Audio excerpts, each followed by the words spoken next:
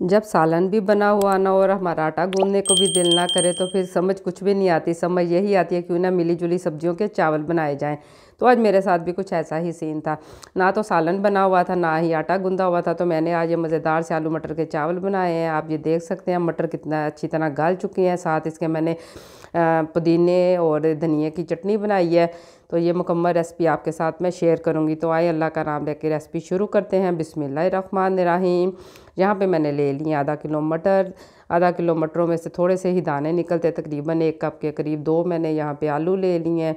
आलूओं की कोई भी आप शेप कटिंग कर सकते हैं। तो यहाँ पे मैंने ज़रा दरमियाने से आलू काट लिए हैं। तो ये आलू मटर का पुलाव तकरीबन हर घर में पसंद किया जाता है, बच्चों से लेके बड़ों तक को हर एक को पसंद होता है। जैसे ही सर्दियाँ आती हैं बाज़ार में जब मटर आ जाते हैं तो दिल करता है तकरीबन रोज़ ही कोई ना कोई मटर की डिश बना ली जाए। तो मैंने आज यहाँ पे आलू मटर के जब चावल बनाए हैं, मटरों को छीलने के बाद मैंने आलू कटिंग करके पानी डाल दिया। यहाँ पे मैंने 5 सब्ज़ मिर्चें ले ली हैं, इनकी बारीक सी कटिंग कर ली है। तो टमाटर आपको एक ही नज़र आ रहा होगा। टमाटर जितने महंगे आजकल इनका रेट चल रहा है तो ये एक भी गनीमत होता है, क्योंकि अपने बजट को भी हमने देखना होता है। तो माशाल्लाह से ये एक भी टमाटर काफ़ी है, क्योंकि यहाँ पे मैं बना रही हूँ 1 गिलास चावल है मेरे साथ, और उसके साथ मैं आपके साथ ये रेसिपी शेयर कर रही हूँ आलू मटर के पुलाव की। पंजाबी लोग कैसे आलू मटर पुलाव बनाते हैं ये आप सारा कुछ आज इस वीडियो में आप देखेंगे। इसमें ज़रा मैं मसाले ज़रा ज़्यादा डालूँगी क्योंकि ये ज़रा स्पाइसी से बने, सालन वगैरह नहीं है, तो रायते के साथ इस तरह के चावल बहुत अच्छे लगते हैं। मिर्चों की मैंने कटिंग कर ली है। यहाँ पे आप इसको अच्छी तरह पीस भी सकते हैं लंगरी में डाल के। तो ये मेरे पास टाइम की बहुत कमी थी, मैं ये जल्दी जल्दी सारा कुछ कर रही थी।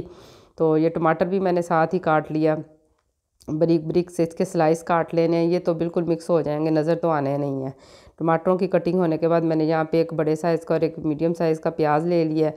प्याज के साथ ही तो चावल बनते हैं। प्याज का ज़रा इस्तेमाल ज़्यादा करना चाहिए, इनका भी रेट काफ़ी ऊपर जा रहा है, लेकिन जो चीज़ इस्तेमाल करनी है तो वो तो करनी है। यहाँ पे इसके मैंने बारीक बारीक से स्लाइस काट लिए हैं। मेरे पास टोटल 45 मिनट थे जिसमें मैंने ये चावल तैयार किए हैं, क्योंकि मियाँ साहब ड्यूटी पे जाने वाले थे और शोर डला हुआ था कि जल्दी जल्दी जो भी करना है कर लो। अदरक और लहसुन की यहाँ पे मैंने अच्छी तरह पेस्ट ही बना ली है। तो ये देख सकते हैं यहाँ पे इसको मैंने पीस लिया बारीक सा। लंगरी में जो मसाला पिसता है वो ग्राइंडर वगैरह में उस तरह मज़ा नहीं देता। मैं अक्सर खुद ही बिल्कुल फ्रेश मसाला पीस के इस्तेमाल करती हूँ। इस तरह अदरक और लहसुन को मैंने पीस लिया। 2 इंच के करीब मैंने अदरक ले लिया था, चंद कलियाँ इसमें लहसुन की थी। 2 घंटे पहले मैंने ये चावल भिगो दिए थे। ये पुराने बासमती के चावल हैं। अभी मैंने ये कढ़ाई चूल्हे पर रख दिया, उसमें 1/2 कप मैंने डाल दिया ऑयल का, और इसमें जब प्याज हल्की सी पिंक होने लगी तो इसमें अदरक और लहसुन की पेस्ट मैंने डाल दी है। तो इसका कच्चापन ख़त्म होना चाहिए, इसको दरमियान में डालना चाहिए जबकि सुनहरा होने के करीब जब प्याज होता है। तो यहाँ पे इसके साथ मैंने कुछ खड़े मसाले डाल दिए हैं। दालचीनी है, मोटी इलायची है, काली मिर्चें हैं, ज़ीरा है और लौंग है। ये थोड़े से मैंने इसमें डाल दिए। प्याज अब अच्छी तरह यहाँ पे पिंक हो चुका है। यहाँ पे मैं थोड़ा सा इसमें पानी डाल दूँगी ताकि इसका अच्छा सा एक कलर निकल आए। तो ये सारी चीज़ें अच्छी तरह भी बिल्कुल मिक्स हो जाएंगी। इसके साथ ही मैं डाल दूँगी इसमें टमाटर और सब्ज़ मिर्चें।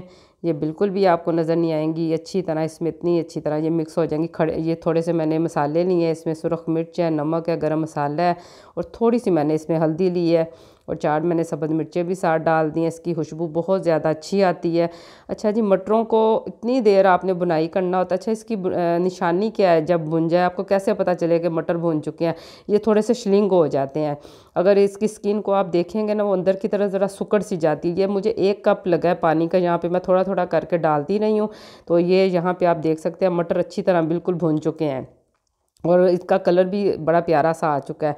तो इस स्टेज पे आके यहाँ पे मैं 1 गिलास चावलों में 3 गिलास पानी डाल रही हूँ, क्योंकि मेरे पास पुरानी बासमती है और इसको 2 घंटे पहले मैंने भिगोया है। तो उसके बावजूद भी मैं 3 गिलास पानी डालती हूँ, तो वरना पानी कम डालूँगी तो चावल मेरे अच्छी तरह फूलते नहीं हैं।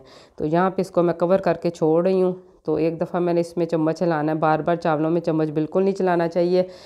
और आप सब लोग कैसे हैं? अल्लाह पाक सलामत रखे मेरी पूरी यूट्यूब फैमिली को जो मेरा इतना प्यारा साथ दे रही है। अल्लाह पाक आपको हर दुख दर्द बीमारी से बचाए, और इन प्यारी प्यारी आँखों को मदीने की ज़ियारत कराए जो मेरी वीडियो देखती हैं और मेरी वीडियो को लाइक करती हैं, प्यारे प्यारे कमेंट करती हैं। और ये यहाँ पे देख सकते हैं अब पानी बिल्कुल खुश्क हो चुका है।